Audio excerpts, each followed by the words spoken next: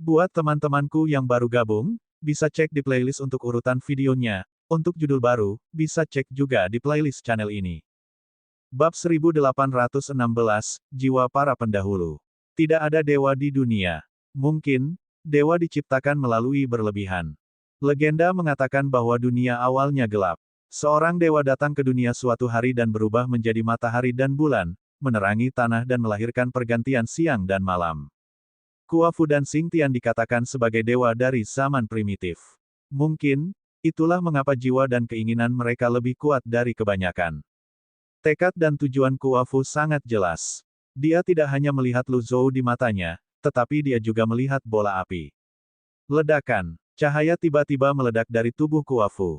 Sial baginya, 9 dis cahaya terlalu kuat.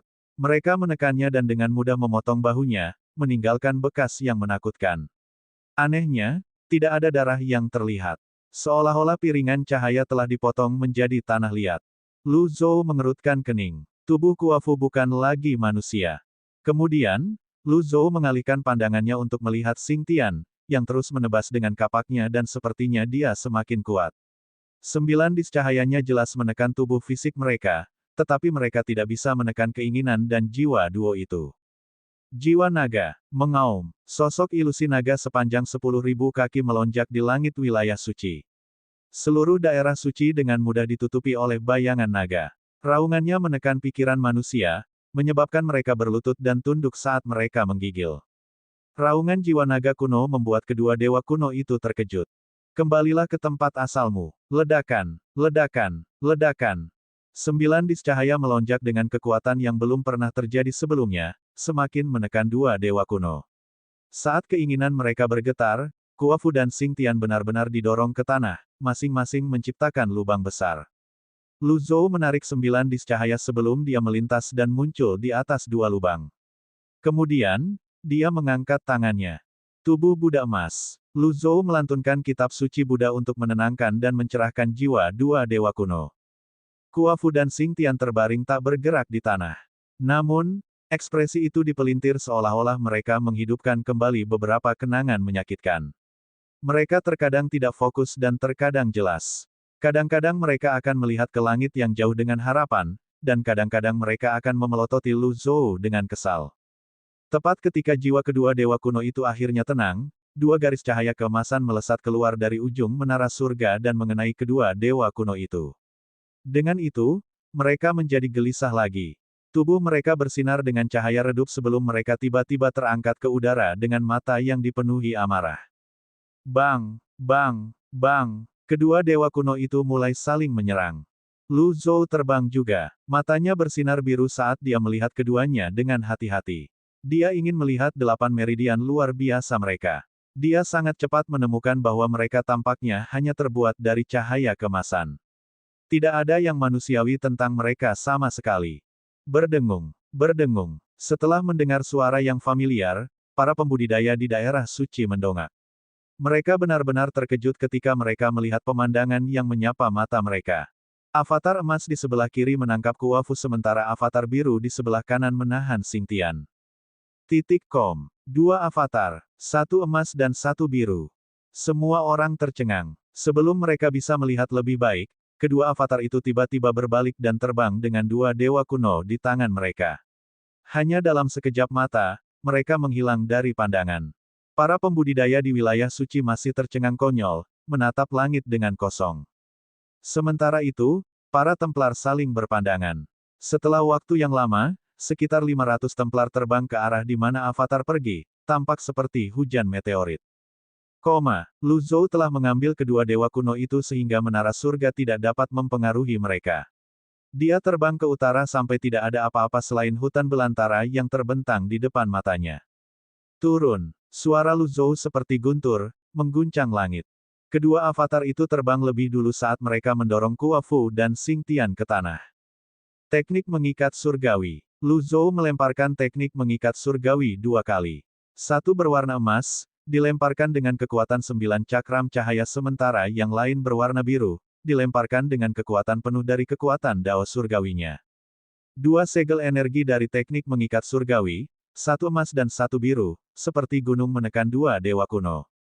Ledakan. Teknik Divine menahan tubuh duo saat avatar berdiri di samping dan memegang tubuh mereka dengan pegangan besi. Lu Zhou melintas dan muncul di antara dua avatarnya sebelum dia duduk bersila di udara dan menyatukan kedua telapak tangannya. Setelah dia melepaskan seutas kesadarannya, dia sepertinya telah memasuki dunia kehampaan sesaat sebelum adegan demi adegan muncul di hadapannya. Lu Zhou melihat Kuafu berlari tanpa henti di hutan belantara yang tampaknya tak berujung. Kemudian, Lu Zhou tampaknya telah berubah menjadi embusan angin saat dia menyapu ke langit. Dari atas, jauh di kejauhan, dia melihat Kuafu berlari di atas gunung di hutan belantara utara. Kuafu tidak berhenti, dia berlari melewati gunung, lembah, dan hutan belantara yang tak berujung. Sayangnya, Kuafu masih belum bisa mengejar matahari. Meski begitu, Kuafu tidak berhenti. Pada akhirnya, Kuafu akhirnya jatuh saat matahari terbenam. Lu Zhou hendak menarik untaian kesadarannya ketika adegan itu berdesir dan kembali seperti semula. Jiwa dan kesadaran Kuafu tidak hilang sama sekali. Adegan dari sebelumnya terulang lagi. Pada awalnya, dia dipenuhi dengan harapan, dan pada akhirnya, hanya ada keputusasaan. Berulang kali, adegan terus berulang dalam lingkaran setan. Kesadaran Lu Zhou yang mengikuti Kuafu mengalami semua yang dialami Kuafu. Apa yang Kuafu rasakan, dia rasakan juga. Setelah mengalami kematian sekitar 10 kali, dia merasakan sedikit tekanan dari kesadarannya yang sepertinya berada dalam kekacauan. Astaga, untaian kesadaran Lu Zhou kembali ke tubuhnya hanya dalam sekejap mata. Ketika dia membuka matanya, dia berbalik untuk melihat Kuafu yang tidak bergerak, yang ditekan oleh avatar emas. Dia sedikit terkejut. Lu Zhou telah melintasi sejarah sungai yang panjang dan menyaksikan kehidupan dan kematian orang bijak yang tak terhitung jumlahnya di masa lalu. Namun, tidak satupun dari mereka yang bisa menggerakkan hati sanubarinya. Sejak dahulu kala, siklus kelahiran, penuaan, penyakit, dan kematian adalah mutlak. Pada awalnya, dia akan merasa kesepian ketika teman-teman baiknya pergi dari dunia. Waktu terus berlalu, dan dia mendapatkan lebih banyak teman baik. Dengan lebih banyak teman baik, akan ada lebih banyak perpisahan yang datang dengan kematian juga. Pengulangan itu membuatnya mati rasa dari waktu ke waktu, mengubah hatinya menjadi batu. Namun, pada saat ini, setelah menonton Kuafu berulang kali, Lu Zhou terpengaruh oleh kegigihan Kuafu dan merasakan fluktuasi emosinya. Setelah beberapa saat, dia menggelengkan kepalanya dan menghela nafas pelan. Manusia, makhluk paling aneh dari semua makhluk hidup, terus maju dengan mengandalkan dan membangun prestasi pendahulu dan nenek moyang mereka. Peradaban yang berkembang saat ini didukung oleh para pendahulu dan nenek moyang yang meletakkan fondasi bagi generasi mendatang. Mungkin, tubuh mereka sudah lama hilang, tetapi jiwa mereka akan selalu ada di dunia. Ketika Lu Zhou tersadar dari lamunannya, dia mengangkat tangan kirinya. 3 cakram matahari bersinar di langit saat dia terus melantunkan kitab suci Buddha. Dimurnikan dengan nyanyian, sisa-sisa jiwa Kuafu dan secara bertahap akan memudar. Pada saat ini, matahari terbenam. Cahayanya menembus pepohonan dan menimpa Kuafu. Lu Zhou, yang telah melakukan perjalanan ke tanah tidak dikenal dan 9 domain, tidak bisa menahan diri untuk tidak menghela nafas pada keindahan sinar matahari. Sudah lama sejak dia melihat matahari dengan baik. Sudah lama sekali ia tidak berjemur di bawah terik matahari. Kehangatan matahari terbenam tampaknya membawa serta rasa damai yang menyelimuti dirinya, menghilangkan kegelapan dan dingin. Ketika matahari akhirnya terbenam, Lu Zhou berkata, "Sudah selesai. Pergilah dengan damai." Lu Zhou melambaikan tangannya, menarik avatar emas itu. Kuafu berubah menjadi debu dan terbang bersama angin dingin. Debu tampak membentuk pemandangan Kuafu berjalan di kejauhan. Dia tidak lagi berlari. Sebaliknya, dia berjalan dengan mantap selangkah demi selangkah menuju sinar matahari. Di bawah sinar matahari, ada hutan, di dalam hutan, ada air, di dalam air, ada harapan. Lu Zhou yang sedikit linglung menggelengkan kepalanya dan menenangkan diri. Kemudian, dia berbalik untuk melihat Xing Tian yang sangat kejam. Mirip dengan sebelumnya, dia memperluas untaian kesadaran dan memasuki dunia kehampaan. Tak lama kemudian, Lu Zhou melihat 4 rantai besar jatuh dari langit yang gelap dan menahan tangan dan kaki Xing Tian.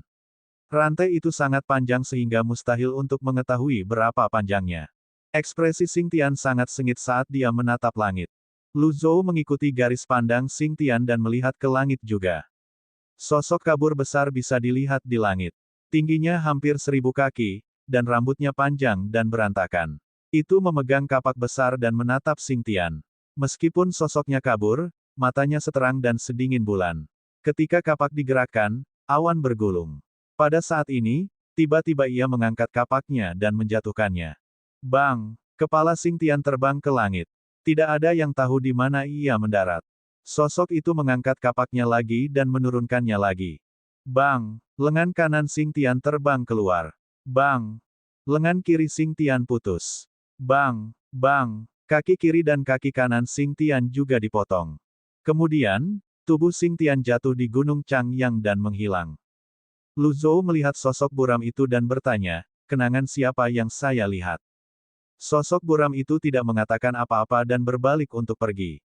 Mirip dengan Kua Fu, Xingtian terus mengalami rasa sakit di penggal dan dipotong-potong berulang kali. Dia berjuang dengan sekuat tenaga. Jika dia berhasil, dia akan bisa menjaga kepalanya. Namun, tanpa gagal, setiap kali adegan itu diulang, dia gagal. Setelah kematian ke-10 Xingtian, Lu Zhou menarik untaian kesadarannya dan kembali ke tubuhnya. Perasaan di penggal itu tidak menyenangkan.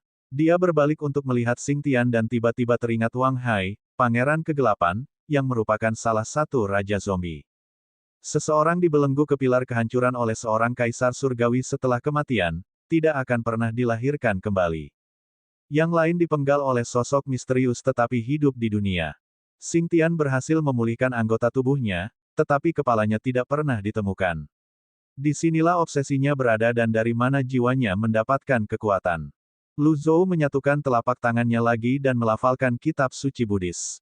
Saat dia melantunkan, energi keluar dari mulutnya dan membentuk karakter dari kitab suci sebelum mendarat di tubuh Xingtian. Karakter energi yang mengandung kekuatan Dao surgawi berwarna biru. Setiap kali salah satu dari mereka mendarat di Xingtian, perjuangannya akan sedikit melemah. Lu Zhou hanya berhenti bernyanyi ketika Xingtian benar-benar berhenti berjuang. Tubuh Xingtian bersinar seperti batu giok sebelum perlahan hancur menjadi debu yang terbawa angin. Mirip dengan sebelumnya, debu tampak menenun gambar Xingtian berdiri di langit. Auranya luar biasa, dan fitur wajahnya berbeda. Lu Zhou melambaikan tangannya, menarik avatar birunya. Berdiri di hutan belantara, dia hanya bisa menghela nafas. Dia berkata dengan sungguh-sungguh, sayangnya, yang perlu Anda hadapi bukanlah langit, tetapi diri Anda sendiri. Aku lebih tua darimu, dan aku juga telah bertarung dalam pertarungan ini tanpa henti. Ketika pemandangan menghilang, kegelapan kembali. Pada saat itulah ratusan Templar muncul di langit. Mereka melayang di langit dan tidak berani mendekat. Lu Zhou berjalan sangat lambat di tanah seperti orang biasa. Dia berhenti di sebelah pohon pendek yang paling dekat dengannya sebelum dia melihat ke arah para Templar dan bertanya, apakah kamu ingin mati? Para Templar segera mundur. Mereka tahu bahwa mereka bukan tandingan yang tidak suci sehingga mereka secara alami tidak berani menghadapinya.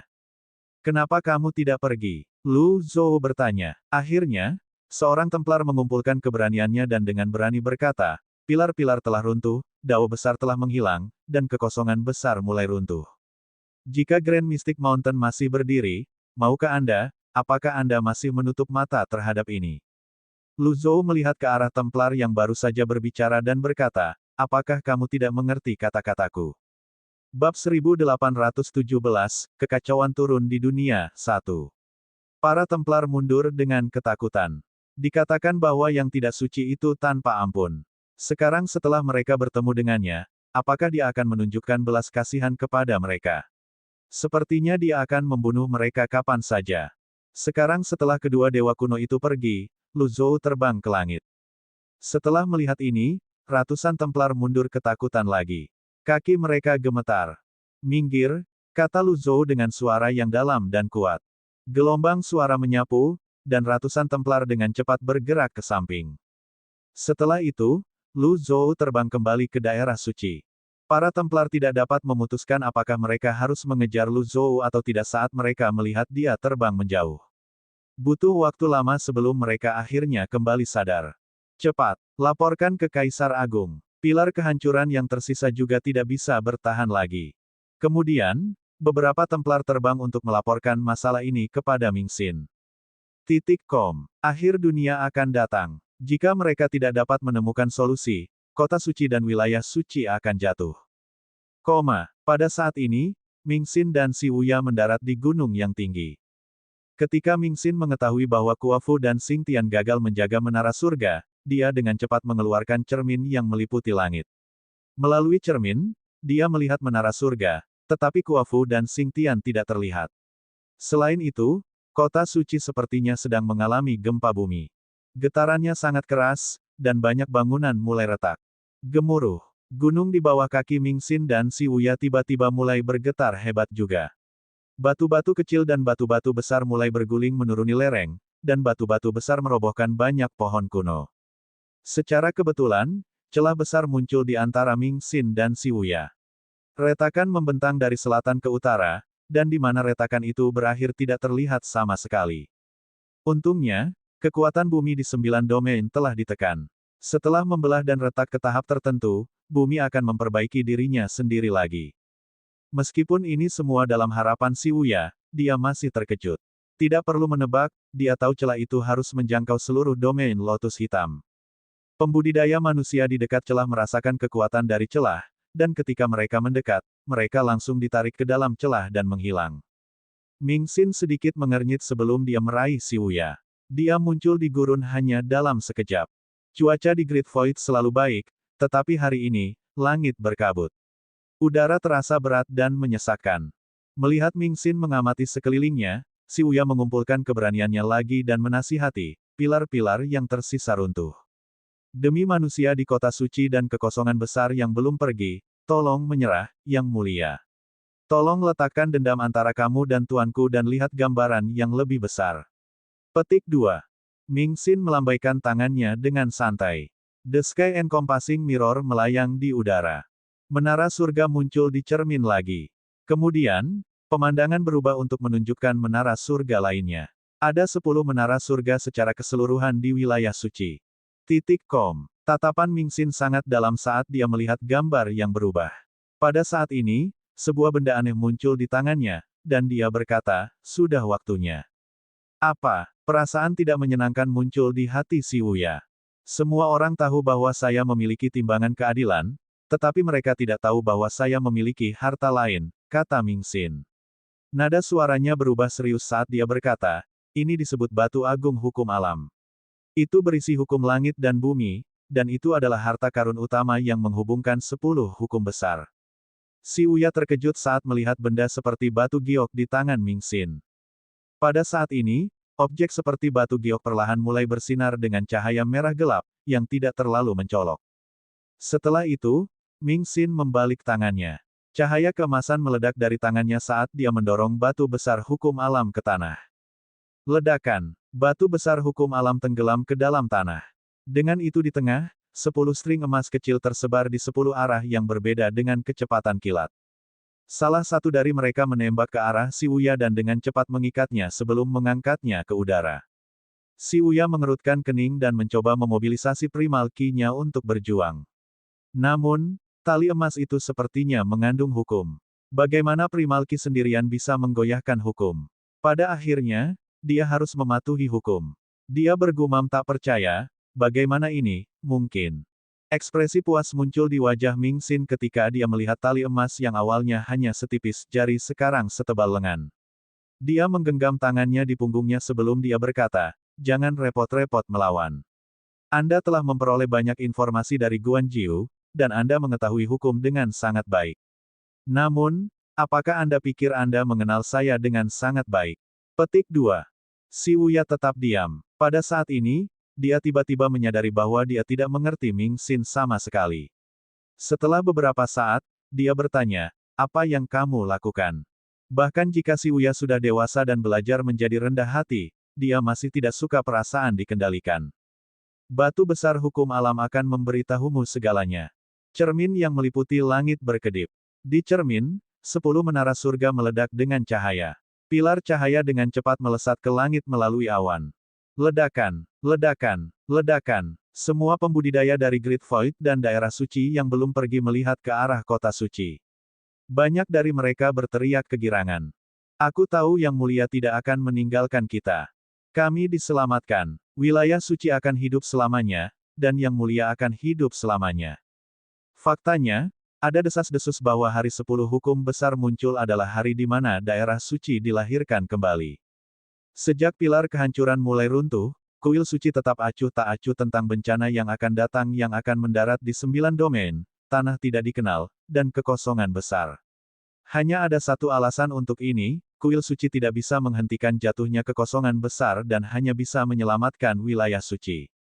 Sejak pilar kehancuran pertama jatuh di Dunzang, kuil suci telah mengeluarkan perintah yang melarang para pembudidaya daerah suci pergi tanpa izin. Mereka juga dilarang bermigrasi dan berpartisipasi dalam rencana migrasi dan perwakilan. Bab 1818, Kekacauan turun di dunia, 2. Selama beberapa ratus tahun terakhir, banyak pembudidaya di wilayah suci telah melanggar perintah dan meninggalkan wilayah suci. Ming Xin tidak peduli. Bagaimanapun, mereka yang pergi pada akhirnya akan pergi, dan mereka yang bertahan adalah orang-orang dengan kemauan yang kuat. Berdengung. 10 menara surga bersinar terang seperti lukisan di langit. Di bawah cahaya, seluruh tempat tampak seperti dunia baru. Pilar cahaya bersinar seperti lampu sorot, seolah-olah mereka sedang mencari sesuatu. Kemudian, 10 garis cahaya tiba-tiba melesat ke 10 arah yang berbeda dan muncul di kejauhan hanya dalam sekejap mata. Kecepatan mereka yang menghancurkan angkasa mengejutkan semua orang saat mereka berlayar melalui Great Void, melewati awan dan cakrawala yang luas. Lu Zhou, yang baru saja kembali, berhenti dan melihat ke atas. Dia bingung ketika dia melihat lampu terbang ke segala arah. Apa yang terjadi? Di darat? Apakah itu 9 domain? Tanah tidak dikenal, atau kekosongan besar? Semua manusia melihat ke atas ketika mereka mendengar suara resonansi energi dan melihat garis-garis cahaya yang unik di langit. Mereka semua bingung. Tidak ada yang tahu apa yang terjadi. Si Uya melihat ke 10 menara surga di cermin yang meliputi langit. Tiba-tiba, dia menemukan bahwa bentuknya menyerupai biji. Tepatnya, mereka menyerupai benih void besar. Astaga, di langit, pilar cahaya besar menembus awan dan menghantam si Uya. Dia merasa tubuhnya mati rasa, dan dia tidak bisa bergerak. Itu mengikatnya dengan kuat. Dia merasakan kekuatan hukum dari cahaya yang aneh dan misterius sebelum dia bertanya, apa yang kamu coba lakukan? Ming Xin tetap tenang dari awal hingga akhir. Dia memandang si Uya dan berkata, dengan kecerdasanmu, kamu seharusnya bisa menemukan jawabannya. Kemudian, Ming Xin menjentikkan lengan bajunya. Adegan di Sky Encompassing Mirror berubah. Si Uya benar-benar terkejut. Di cermin, Yu Zhenghai dan Yu Sangrong, yang berada di wilayah Lotus Kembar, masing-masing diikat oleh pilar cahaya tebal dan ditarik ke langit. Pilar cahaya itu seperti tanaman merambat. Pembudidaya yang tak terhitung jumlahnya mengerumuni pilar cahaya dan menyerang mereka. Namun, tidak ada dari mereka yang bisa mengguncangnya sedikitpun. Zhao Yue di domain teratai emas, Ye Tianxin di domain teratai putih, Keong di domain teratai hijau, Ming Shiyin di domain teratai ungu, Duan Museng di domain teratai merah, semuanya diikat oleh pilar cahaya yang aneh. Adegan berubah dengan cepat di cermin. Si Uya melihat Bai Zhaoju menyerang pilar cahaya dengan cakram cahayanya. Terlepas dari kekuatan ledakan cakram cahaya, mereka tidak melakukan apapun pada pilar cahaya. Pada saat yang sama, pilar cahaya menarik si Uya lebih tinggi dan lebih tinggi ke langit. Ming Xin berkata, saya memperoleh batu agung hukum alam dari pusaran besar. Kekuatannya melampaui kekuatan biasa. Ia memiliki kekuatan paling misterius di dunia dan dapat mengendalikan hukum. Semua hukum tidak berguna di depannya. Setiap orang hanya bisa mematuhi hukum tetapi tidak melanggarnya. Apakah kamu mengerti sekarang? Si Uya memandang batu besar hukum alam dengan tak percaya. Dia memikirkan peta Skynet milik tuannya, yang bisa menghancurkan lorong rahasia dan menghentikan orang-orang untuk bepergian dengan bebas. Kemungkinan batu besar hukum alam juga berasal dari pusaran besar. Dari atas langit, si Uya bertanya, apakah kamu benar-benar pernah ke Great Maelstrom? Ming Xin menjawab dengan acuh tak acuh, aku sudah sering ke sana. Si Uya berkata, aku punya satu pertanyaan lagi. Sebelum aku mati, setidaknya biarkan aku memahami sesuatu. Berbicara, si Uya bertanya, apakah kamu benar-benar memahami esensi dari belenggu langit dan bumi? Ming Xin tidak menyangka si Uya menanyakan pertanyaan ini. Namun, ekspresinya tidak berubah sama sekali. Dia hanya menatap si Wuya tanpa berkedip. Kedua belah pihak terus saling menatap. Suara gemuruh terus berdering dari tanah tidak dikenal, dan para pembudidaya yang melarikan diri di langit melihat si Wuya yang diikat oleh pilar cahaya. Mereka panik dan bahkan tidak bisa mengurus diri sendiri, bagaimana mereka bisa peduli dengan si Wuya saat ini. Selain itu, bahkan jika mereka ingin menyelamatkan si Wuya, mereka tidak memiliki kemampuan untuk melakukannya. Mereka hanya berteriak, langit runtuh. Langit berjatuhan, lari. Keheningan antara si Wuya dan Ming Xin sepertinya membentang selamanya. Akhirnya, Ming Xin sedikit mengernyit dan berkata, itu tidak penting. Si Wuya mengangkat suaranya dan berkata dengan keras, tidak. Ini sangat penting. Ming Xin berkata, seolah-olah pada dirinya sendiri, ketika langit benar-benar runtuh, daerah suci akan menjadi tempat tinggal para dewa. Ini adalah yang pertama dan satu-satunya dalam sejarah manusia. Daerah suci akan menjadi tempat paling kuat dan makmur di langit dan di dunia. Si Wuya menggelengkan kepalanya. Jadi kamu ingin membangun surgamu sendiri, bagaimanapun, aku ingin mengatakan bahwa kamu tidak mengerti esensi dari belenggu langit dan bumi. Bahkan jika kamu sudah hidup untuk waktu yang lama, kamu tidak akan pernah memahaminya, kata si Wuya dengan suara yang bergema di langit. Ming Xin tidak tergerak. Yang lebih tua adalah, semakin seseorang akan diatur dalam cara mereka. Dia berkata, begitukah? Kalau begitu, izinkan saya menunjukkan kepada Anda apa inti dari langit dan bumi. Petik 2. Ming Xin membungkuk dan meletakkan telapak tangannya di tanah. 10 garis cahaya tumbuh lebih terang dan lebih cerah, dan dunia bergetar. Si Wuya langsung merasakan pilar cahaya itu mengencang di sekelilingnya. Energi dari lautan kidantiannya dan energi dari benih kekosongan besar sebenarnya ditarik keluar dengan paksa oleh pilar cahaya. Kemudian, adegan magis dan mengejutkan muncul. Di bawah kaki si Wuya, teratai emas yang membentang 100.000 kaki muncul. Teratai berputar dengan cepat, membentuk pusaran yang menutupi langit. Setelah itu, semua energi di domain teratai hitam berkumpul menuju teratai emas dengan diameter 100.000 kaki. Di Dewan Menara Hitam, Xia Zhengrong dan Xiao Yunhe dengan cepat merasakan perubahan itu. Mereka terbang ke langit dan melihat ke bawah ke gunung, sungai, dan daratan. Apa yang terjadi? Tidak baik. Semua energi vitalitas menyatu ke utara untuk beberapa alasan. Petik 2. Duo itu naik lebih tinggi ke langit sebelum mereka melihat teratai emas yang membentang 100.000 kaki. Itu seperti matahari kecil yang menyinari tanah di kejauhan. Duo itu menatap teratai emas dengan mulut ternganga dan mata penuh kejutan. Yang lebih mengejutkan, teratai emas yang membentang 100.000 kaki tiba-tiba mulai mengembang. Tanah bergetar hebat, menyebabkan pembudidaya manusia panik. Rakyat jelata menggigil saat mereka bersembunyi di sudut-sudut kota. Beberapa pembudidaya mencoba terbang, tetapi energi yang mengamuk dan gaya tarik di langit memaksa mereka untuk mendarat. Fenomena ini tidak unik untuk domain teratai hitam. Itu juga terjadi di 8 domain lainnya. Dalam domain teratai hijau, Cons berjuang sekuat tenaga di langit. Pada saat yang sama, Bai Zhaoju menyerang pilar cahaya tanpa henti. Puluhan ribu pembudidaya juga mencoba segala macam metode dan menyerang pilar cahaya, tetapi mereka tidak dapat membebaskan Keong. Bahkan Bai Zhaoju, seorang kaisar surgawi, tidak bisa tidak merasa khawatir. Dia berkata, gadis kecil, kamu harus bertahan untukku. Jika sesuatu terjadi pada Anda, bagaimana saya akan menjelaskan diri saya kepada mereka berdua? Astaga, Bai Zhaoju bergegas keluar lagi. Discahaya bersinar di langit. Para pembudidaya lainnya tidak tahu apa yang terjadi. Namun, mereka semua tahu bahwa mereka tidak dapat membiarkan apapun terjadi pada murid pavilion langit jahat, juga pemilik benih kekosongan besar, yang membantu mereka menekan kekuatan bumi. Oleh karena itu, meskipun sia-sia, puluhan ribu pembudidaya tidak berhenti menyerang. Sebaliknya, mereka menyerang dengan gila-gilaan. Ledakan, discahaya menghantam pilar cahaya lagi. Gemuruh, bumi retak, dan air mata muncul di angkasa. Para pembudidaya secara naluriah mundur. Ekspresi mereka adalah salah satu kekaguman dan keterkejutan. Di Fengan, Yu Zhenghai menghadapi situasi yang sama. Dia berjuang begitu keras sehingga pembuluh darahnya menonjol. Jasper saber dan pedang energi terus menebas pilar cahaya, tapi itu tidak berguna.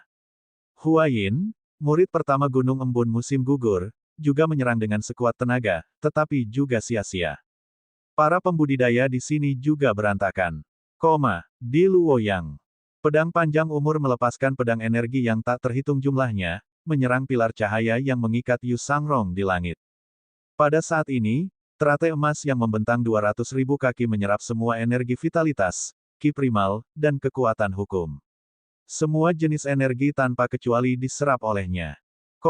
Di domain teratai merah, domain teratai putih, domain teratai ungu, domain teratai kuning, dan yang lainnya. Teratai emas raksasa muncul pada saat yang sama dan mulai menyerap energi dengan gila-gilaan. Teratai emas dengan rakus menyerap semua energi dari 9 domain. Dengan ini, kekacauan turun ke dunia. Bab 1819, 10 Makhluk Agung-Agung, 1. Kemunculan tiba-tiba dari teratai emas di 9 domain membuat aliansi manusia lengah. Mereka mengerahkan sepertiga dari kekuatan mereka dan bergegas ke berbagai tempat. Apakah itu Kaisar Surgawi, Raja Surgawi, atau Raja Dewa yang baru dipromosikan, mereka semua merasa tidak berdaya menghadapi bencana ini. Ziguangji, Kaisar Hitam, yang berada jauh di tanah hilangnya, awalnya berencana untuk mengasingkan diri, tidak pernah ikut campur dalam urusan dunia lagi. Namun, ketika dia mendengar tentang perubahan yang mengejutkan, dia segera memimpin pasukannya dan bergegas ke 9 domain. Dengan itu, bersama dengan Sang Zhang, 5 kaisar surgawi membela 5 domain dan melindungi umat manusia. Di langit di atas kota suci. Lu Zhou melihat garis-garis cahaya dari menara surga yang tergantung di langit dalam kebingungan. Setelah beberapa saat, dia berbalik dan dengan santai melepaskan segel telapak tangan. Segel telapak tangan meraih leher seorang Templar di kejauhan dan segera menariknya ke arah Lu Zhou.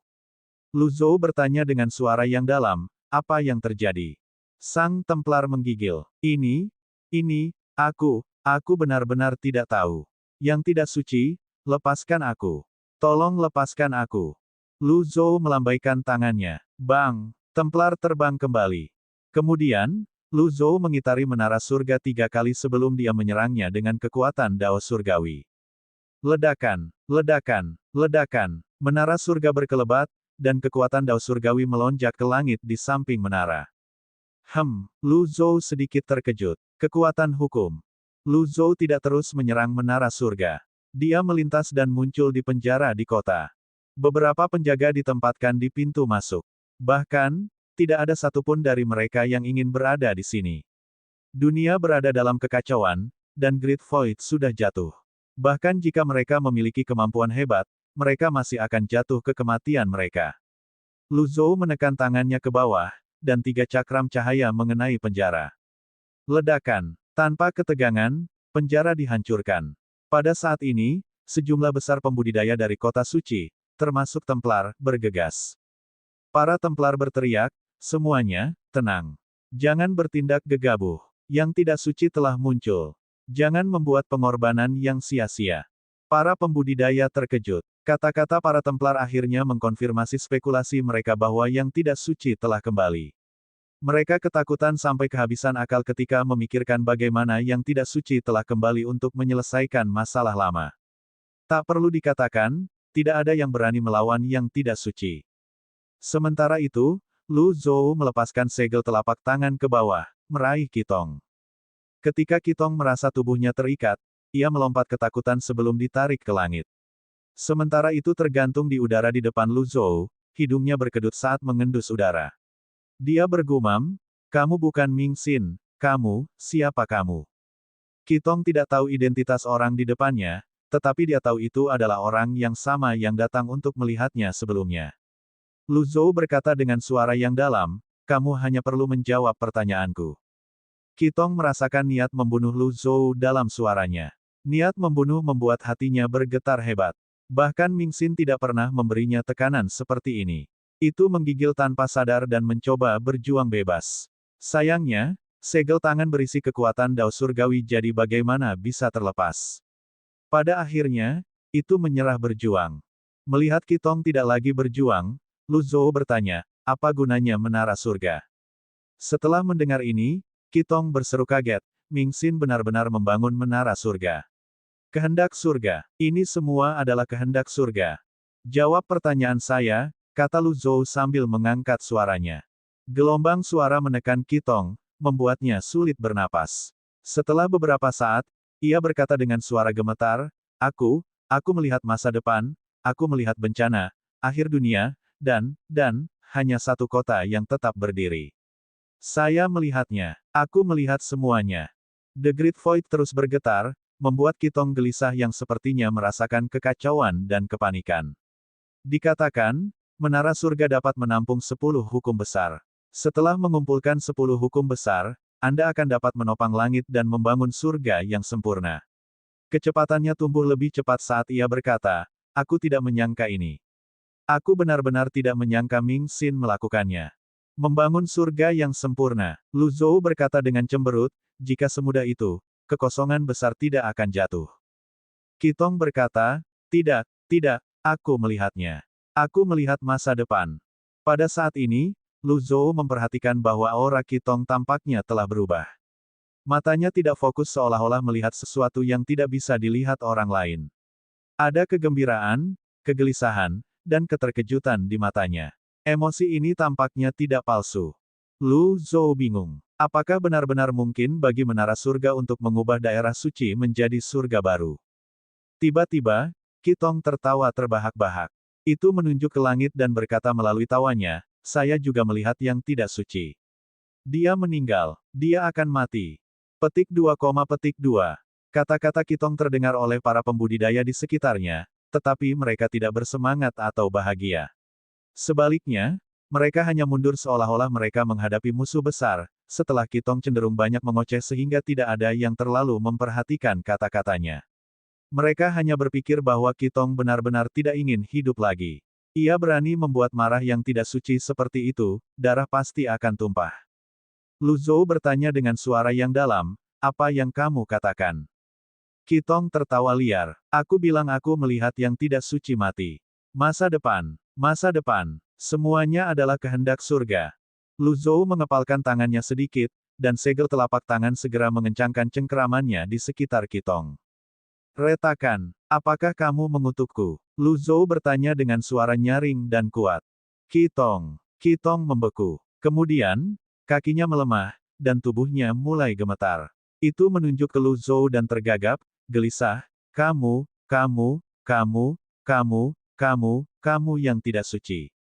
Lu Zhou mengulurkan tangan untuk mendorong Qitong sebelum dia bertanya, kamu bisa melihat masa depan, tapi kamu tidak tahu siapa aku. Kamu sudah hidup terlalu lama sehingga aku tidak bisa melihat apa-apa. Qitong ingin menangis saat ini.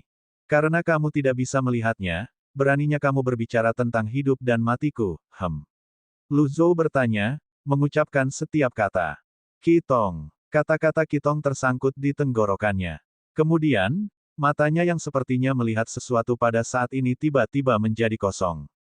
Bab 1820, 10 Makhluk Agung-Agung, 2. Qitong seperti patung sekarang, tidak bergerak sama sekali.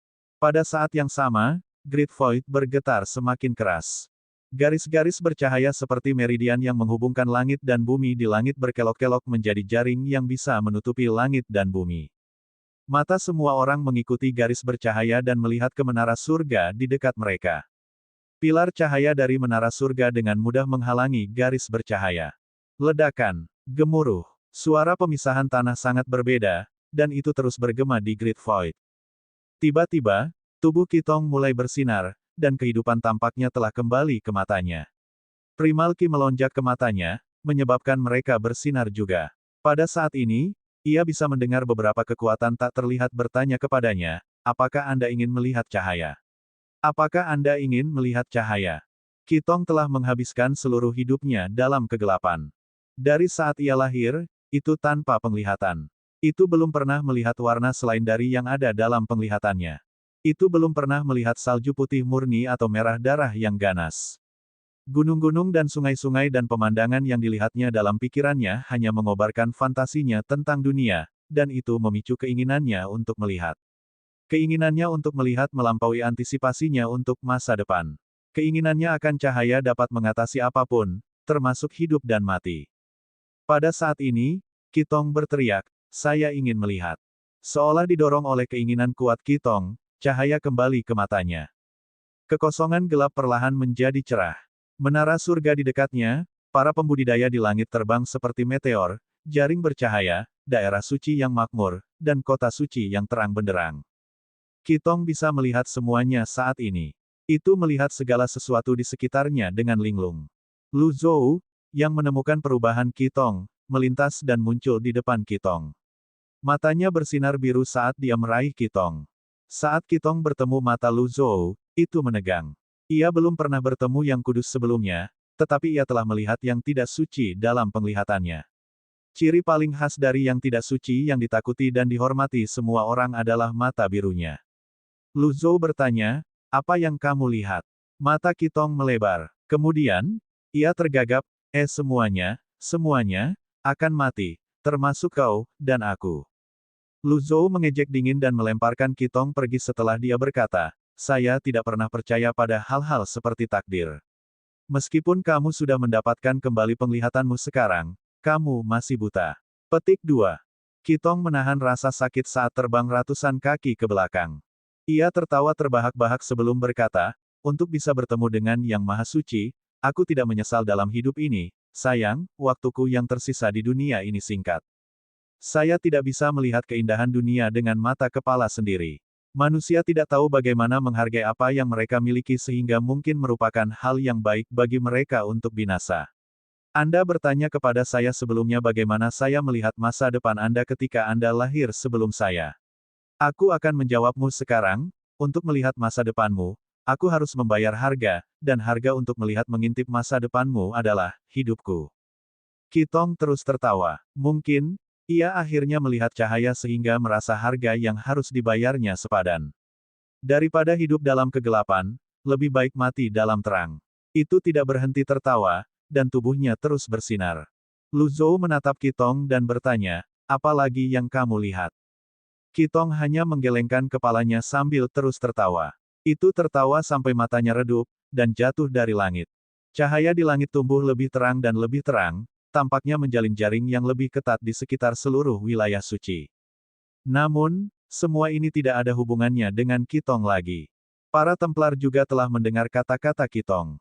Mereka tidak tahu apakah mereka senang atau sedih. Mereka senang mendengar Qitong berkata bahwa yang tidak suci akan mati, tetapi mereka sedih karena hidup mereka ada di tangan yang tidak suci. Bagaimanapun, setiap gerakan dari yang tidak suci akan mempengaruhi hidup mereka. Pada saat ini, ujung menara surga tiba-tiba melintas. Setelah itu, menara memproyeksikan gambar 9 teratai emas besar dan 1 teratai merah besar dari 9 domain. Para pembudidaya manusia di wilayah suci dan 9 domain menyaksikan pemandangan paling spektakuler yang pernah ada dalam sejarah. Di bawah 10 teratai, piringan cahaya muncul di bawah masing-masing teratai secara bersamaan. Dis cahaya memiliki diameter 10.000 kaki dan seperti matahari terbenam yang menerangi 9 domain. Setelah itu, 9 teratai bergerak dan mengelilingi 1 teratai. Berdengung. Tiba-tiba, 2 cakram cahaya muncul di bawah teratai di tengah.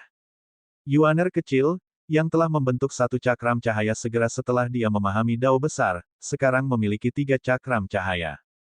Ada 2 teratai emas besar di domain teratai emas. 1 berada di langit utara ibu kota, dan yang lainnya berada di langit di atas paviliun langit jahat. Teratai emas di Evil Sky Pavilion, yang memiliki 3 cakram cahaya, menarik perhatian dunia saat ini. Cahaya dari dis cahaya menyinari dunia, mengejutkan semua makhluk. Pada saat ini, telinga Luwu, yang telah lama menjadi binatang suci, tiba-tiba tertusuk. Matanya cerah saat bergumam, 10 makhluk tertinggi akhirnya lahir. Semua manusia belum pernah melihat tontonan seperti itu sebelumnya. Itu belum pernah terjadi sebelumnya dan ajaib.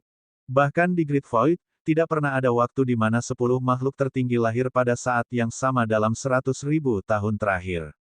Dikatakan bahwa mereka yang memiliki benih kekosongan besar pasti akan menjadi makhluk tertinggi. Bagi para pembudidaya di 9 domain, ini hanyalah mimpi yang jauh dan tidak terjangkau. Mereka tidak berharap dapat melihat kelahiran 10 makhluk tertinggi dalam hidup mereka.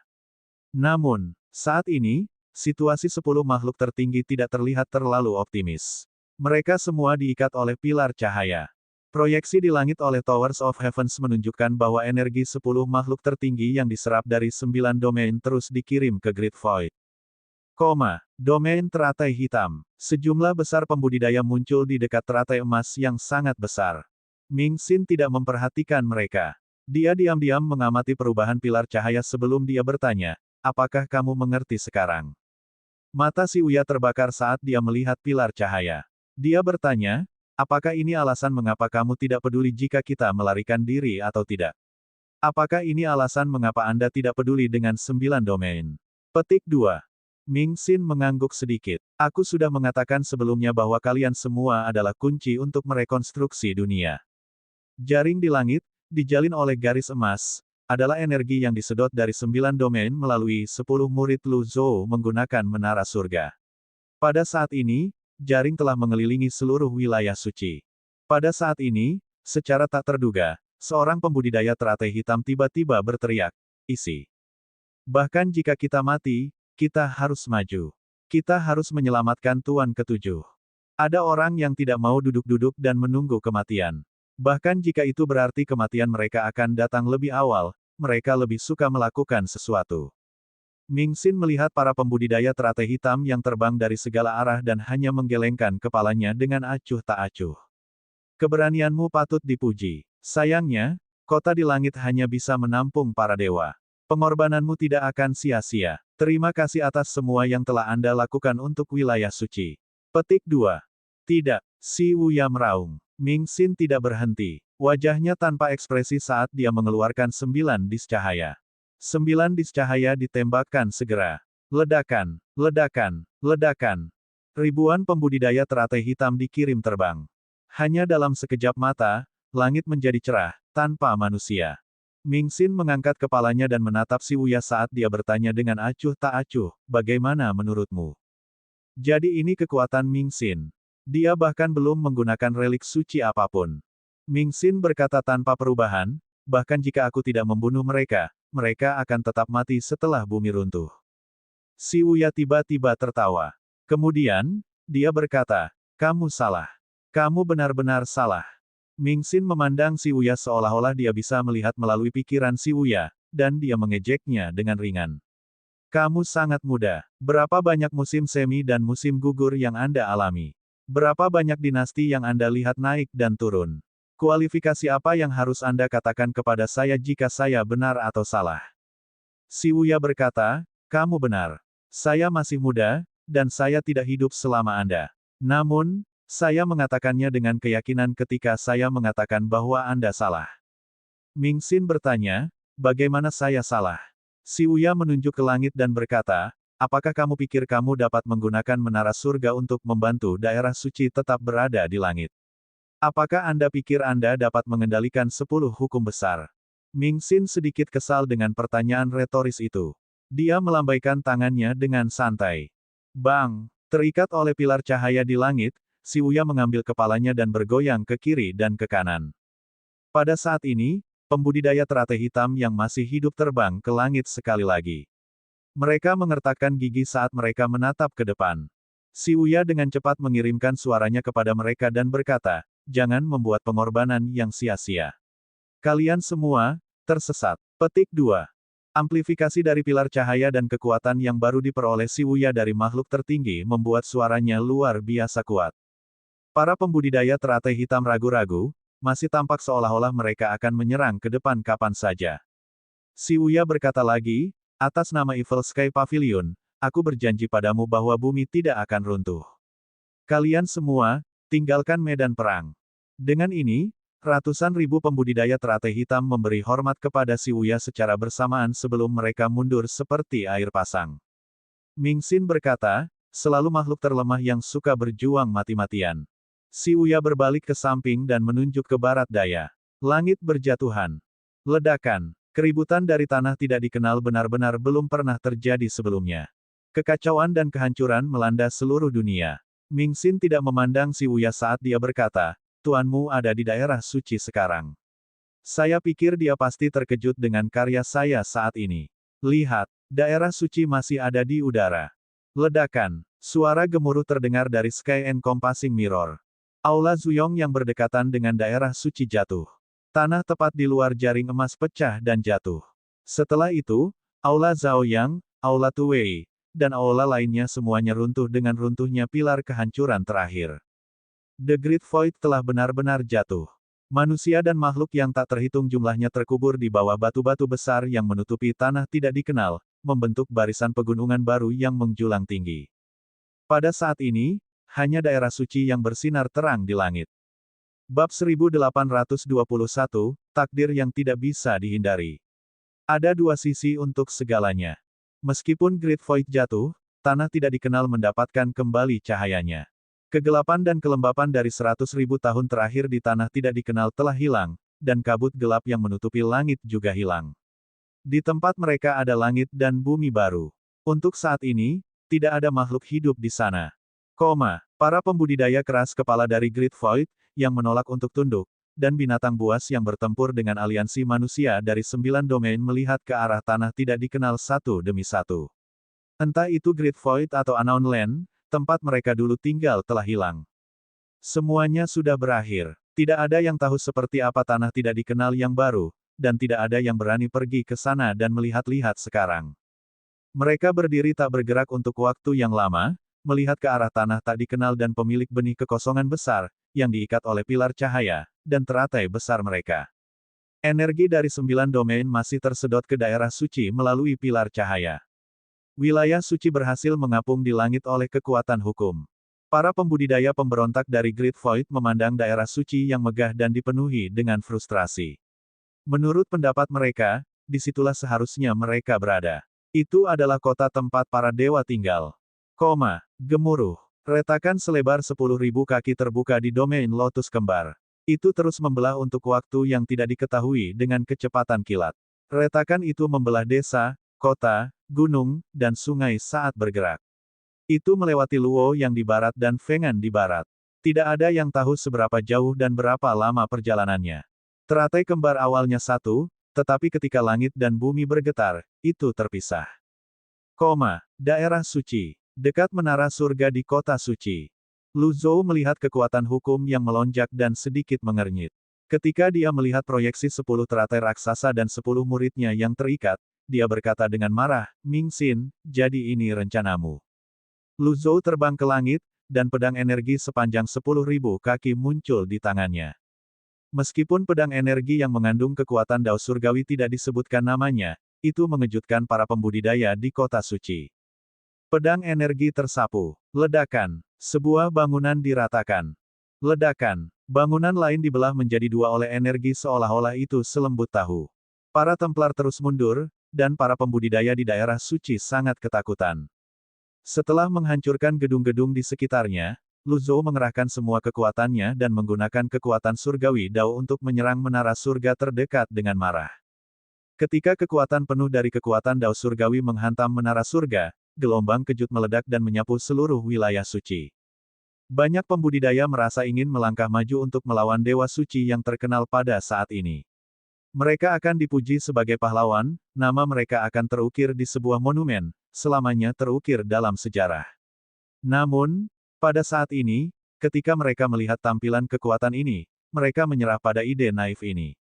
Kembali di langit, satu serangan pedang tidak cukup sehingga Lu Zhou memutuskan untuk menyerang lagi. Lu Zhou memegang pedang energi dengan kedua tangan dan diam-diam melantunkan mantra dari tulisan surgawi.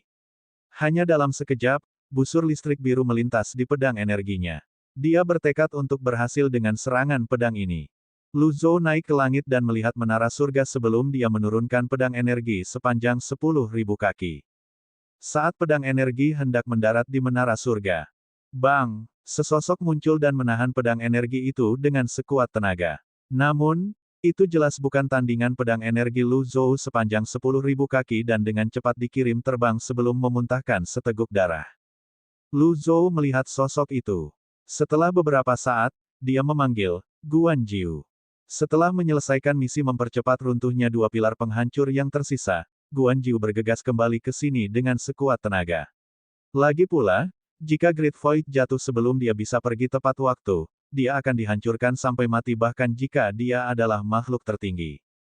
Guan Jiu tidak bersembunyi. Kali ini, dia memilih untuk menghadapi yang tidak suci, mantan gurunya. Dia mencengkeram dadanya dan mengatur napasnya saat dia memanggil, "Guru." Dengan kemunculan Guan Jiu, para Templar tampaknya telah menemukan tulang punggung mereka. Mereka dengan cepat terbang, ingin membantu Guan Jiu. Namun, Guan Jiu mendorong mereka mundur dan berteriak pada semua orang untuk mundur. Dia tidak membutuhkan bantuan, dan dia ingin berdiri tegak di depan mantan gurunya. "Bastard, 100.000 tahun yang lalu, kamu memendam niat jahat dan ingin membunuhku. Sekarang, kamu memiliki keberanian untuk berdiri di jalanku di Great Void," kata Lu Zhou. Guan Jiu menggelengkan kepalanya dan berkata, "Biarkan mereka pergi. Orang-orang di kota suci dan wilayah suci tidak bersalah. Setelah menara jatuh, kota juga akan jatuh. Menara itu tidak bisa dihancurkan." Lu Zhou berkata dengan suara yang dalam, "Aku sudah memberi semua orang kesempatan, tapi tidak ada yang menghargainya. Guru, tolong beri kami kesempatan lagi." Guan Jiu berkata sebelum dia berlutut di depan semua orang. Para Templar tergerak ketika mereka melihat Guan Jiu berlutut. Bagaimana mungkin mereka tidak tersentuh bahwa Guan Jiu, salah satu dari 4 tertinggi kuil suci, berlutut kepada yang tidak suci demi wilayah suci. "Lalu, siapa yang akan memberiku kesempatan?" Lu Zhou bertanya sambil menunjuk ke 10 pilar cahaya yang terus-menerus mentransmisikan energi dari 9 domain di sini. Di ujung pilar cahaya yang lain adalah murid-muridnya. Jika dia tidak memotong pilar cahaya ini, murid-muridnya akan mati. Guan Jiu tidak punya jawaban untuk pertanyaan itu. Itu di luar harapannya bahwa segala sesuatunya akan berkembang sampai titik ini. Dia mengangkat kepalanya dan melihat pilar cahaya dari 10 menara surga. Kemudian, dia menjelaskan, "Saya benar-benar tidak tahu tentang ini. Saya tidak tahu bahwa membangun dunia baru akan membutuhkan nyawa 10 orang." Kamu membelah rambut. Dari saat Lu Zhou melangkah ke daerah suci, dia tahu bahwa pertempuran ini tidak dapat dihindari. Dia tidak ingin membuang waktu dan mengangkat pedang energi sepanjang 10.000 kaki di tangannya dan terbang menuju Guan Jiu. Dia mulai dengan menggunakan teknik Return and Enter Three Souls. Lu Zhou, yang tubuhnya berkedip dengan busur listrik biru, tiba-tiba terbelah menjadi 3 dan melintas ke arah yang berbeda. Guan Jiu terkejut. Lebih dari 10 Templar mencoba menghentikan Lu Zhou, tetapi ketika mereka mendekat, ruang itu membeku. Lu Zhou tidak memberikan waktu kepada para Templar untuk bertindak sama sekali. 3 sosok menebas Templar dan tiba di depan Guan Jiu hanya dalam sekejap mata. Tanpa ketegangan, pedang energi itu menembus dada Guan Jiu. Dia dikirim terbang kembali tanpa kekuatan untuk melawan. Darah mulai menyembur keluar dari luka di dadanya segera. Pemandangan luka berdarah membuat para Templar sangat ketakutan sehingga mereka mundur dan tidak berani lagi mendekat. Guan Jiu tahu dia bukan tandingan yang tak suci. Oleh karena itu, ketika pedang datang ke arahnya, dia tidak repot-repot untuk melawan atau menghindar sama sekali. Sebaliknya, dia memilih untuk melakukan serangan langsung.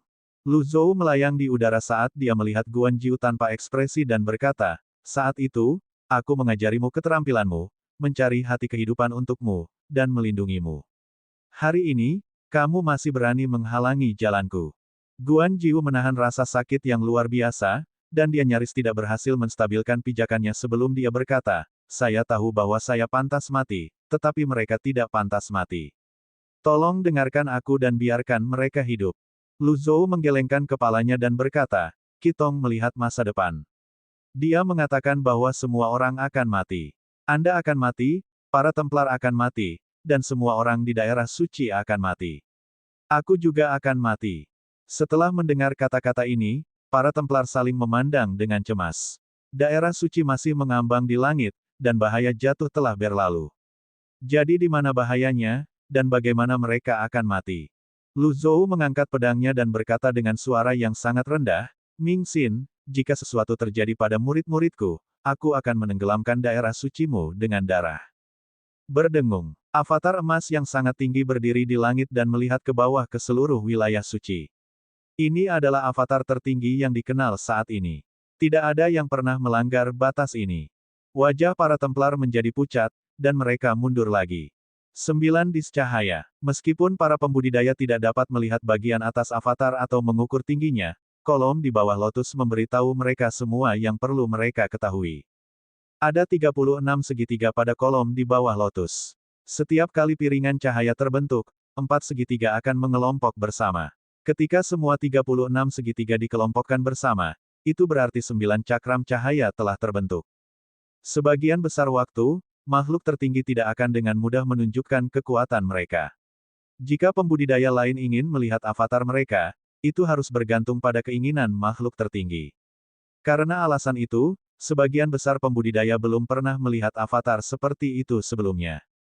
Munculnya avatar emas dengan 9 cakram cahaya mengumumkan kepada dunia bahwa yang tidak suci, yang berdiri di puncak kekosongan besar di masa lalu, telah kembali ke puncak lagi di dunia kultivasi. Astaga, pedang energi sepanjang 10.000 kaki itu seperti cabang pohon pendek dibandingkan dengan avatar. Meskipun demikian, itu menyebabkan semua orang membeku ketakutan. Pada saat ini, mereka merasakan kematian membayangi wilayah suci. Guan Jiu memohon dengan keras, ada debitur dan debitur untuk setiap utang, tapi mereka tidak bersalah. Tolong lepaskan mereka. Lu Zhou menjentikkan lengan bajunya. Guan Jiu dikirim terbang kembali dan memuntahkan seteguk darah lagi tanpa ketegangan. Beberapa Templar menangkap Guan Jiu, tetapi mereka tidak berani melakukan hal lain, takut membuat marah yang suci. Permohonanmu tidak berharga, kata Lu Zhou dengan tenang. Dia melihat proyeksi dari menara surga dan 10 pilar cahaya yang masih dengan rakus menyedot energi dari 9 domain dan mentransmisikannya ke sini. Karena kamu sangat berani, mari kita mulai denganmu, kata Lu Zhou. Pedang energi akan jatuh di leher Guan Jiu ketika tiba-tiba suara Si Wuya terdengar dari puncak salah satu menara surga. Master, biarkan dia, hidup. Lu Zhou melihat bagian atas menara surga dan proyeksinya dengan cemberut. Ketujuh tua. Si Wuya berkata, dia, melepaskan kakak senior keempat. Lu Zhou tiba-tiba teringat betapa rahasianya Si Wuya tentang rencananya dan betapa yakinnya Si Wuya. Ketika dia melihat Si Wuya yang terikat erat lagi, dia tidak bisa menahan perasaan sedikit bingung.